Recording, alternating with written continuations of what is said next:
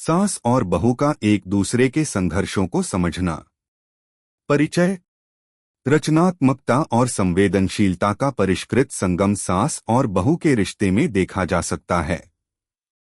यह कहानी एक ऐसे रिश्ते की है जिसमें संघर्षों और तकलीफों के बावजूद समझदारी और सहारे का अद्वितीय उदाहरण मिलता है। सास और बहू का रिश्ता हमेशा से ही जटिल और पेचीदा माना जाता रहा है, लेकिन जब दोनों एक दूसरे के दर्द, संघर्ष और स्थितियों को समझने की कोशिश करती हैं, तो वह रिश्ता एक नया मोड़ लेता है। अगर आप अपनी माँ से प्यार करते हो और उनको हमेशा खुश देखना चाहते हो तो चैनल को सब्सक्राइब करो, लाइक करो, जय माता दी कमेंट करो। बहुत ही जल्द आपको खुशखबरी मिलेगी। प्लीज वीडियो को लास्ट तक जरूर देखें। अब आगे सुने। यह कहानी एक छोटे से गांव की है जहां सास और बहू का रिश्ता धीरे धीरे एक मजबूत दोस्ती और साझेदारी में बदल जाता है। सास का संघर्ष। राधा देवी एक छोटे से गांव के शांतिपूर्ण माहौल में अपने परिवार के साथ रहती थीं।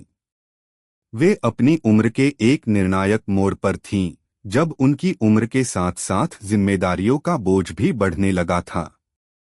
राधा देवी का जीवन कभी आसान नहीं था। अपने पति की मृत्यु के बाद वे अकेले अपने बच्चों को पालने में संघर्ष करती रहीं।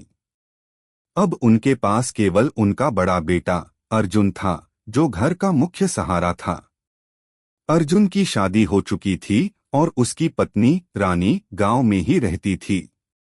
राधा देवी अपने जीवन के उन कठिन क्षणों को याद करती जब उन्हें परिवार के लिए हर कदम पर संघर्ष करना पड़ा था।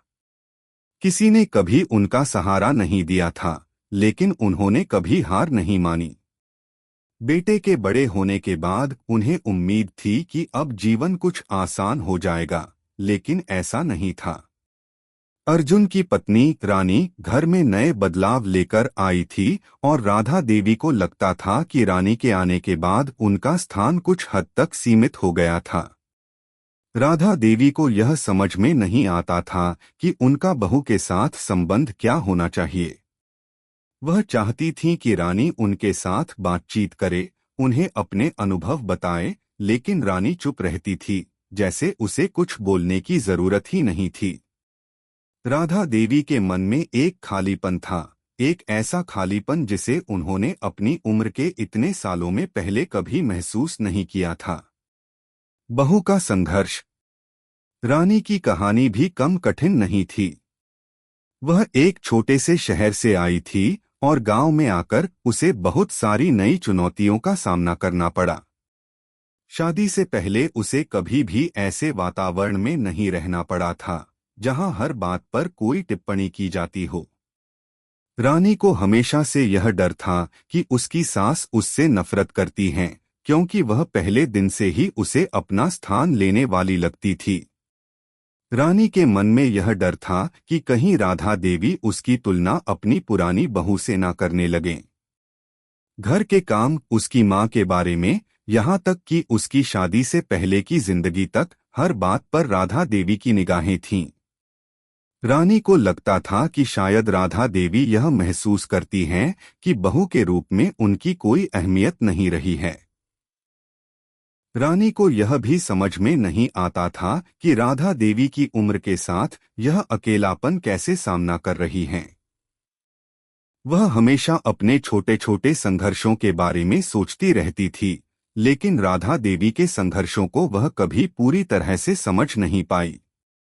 रानी को लगता था कि सास के पास तो सब कुछ था, एक घर, एक परिवार और समय के साथ आती जिम्मेदारियां। लेकिन जब रानी खुद सास बनने के बारे में सोचती तो उसे महसूस होता था कि उसका जीवन कितना जटिल हो जाएगा। बदलते रिश्ते की शुरुआत। एक दिन रानी और राधा देवी के बीच एक बड़ा विवाद हुआ। राधा देवी ने रानी से कुछ कहा और रानी को लगा कि यह टिप्पणी उसके स्वाभिमान पर चोट कर रही है। वह चुपके से अपने कमरे में चली गई।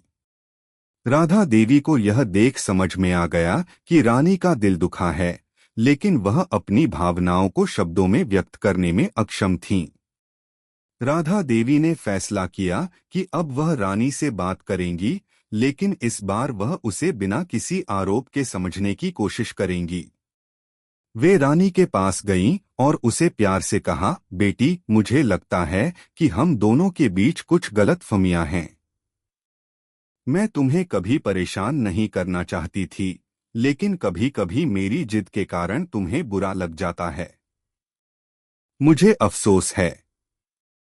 रानी को यह सुनकर चौंक तो गई, लेकिन उसने महसूस किया कि राधा देवी का दिल बहुत बड़ा है। उसने भी अपनी तरफ से बात की, माँ, मैं भी समझती हूँ कि आप बहुत संघर्ष कर चुकी हैं। मुझे लगता है कि जब से मैंने इस घर में कदम रखा, मैं आपके अनुभवों को नहीं समझ पाई। मैं डरती थी कि आप मुझे कभी अपनाएंगी नहीं। इन शब्दों ने राधा देवी का दिल छुआ। उन्होंने रानी का हाथ थामते हुए कहा, बिल्कुल बेटा, हमें एक दूसरे को समझने की जरूरत है। मैं भी तुम्हारे दर्द को समझना चाहती हूँ, और तुम भी मेरे संघर्षों को समझो। सास और बहू की नई यात्रा।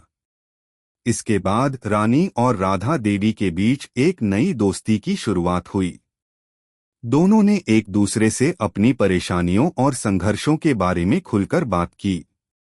राधा देवी ने रानी को बताया कि कैसे उसने अपने बच्चों को अकेले पालते हुए अपने जीवन के कठिन समय को पार किया। रानी ने भी अपनी समस्याओं को साझा किया कि वह एक नई जगह पर आई थी और परिवार के नए माहौल में घुलने मिलने के लिए उसे किस तरह की चुनौतियों का सामना करना पड़ा था। समय के साथ रानी और राधा देवी का रिश्ता और मजबूत हुआ। रानी ने राधा देवी से घर के पुराने रीति रिवाजों को सीखा, जबकि राधा देवी ने रानी से नए विचारों और दृष्टिकोणों को अपनाया।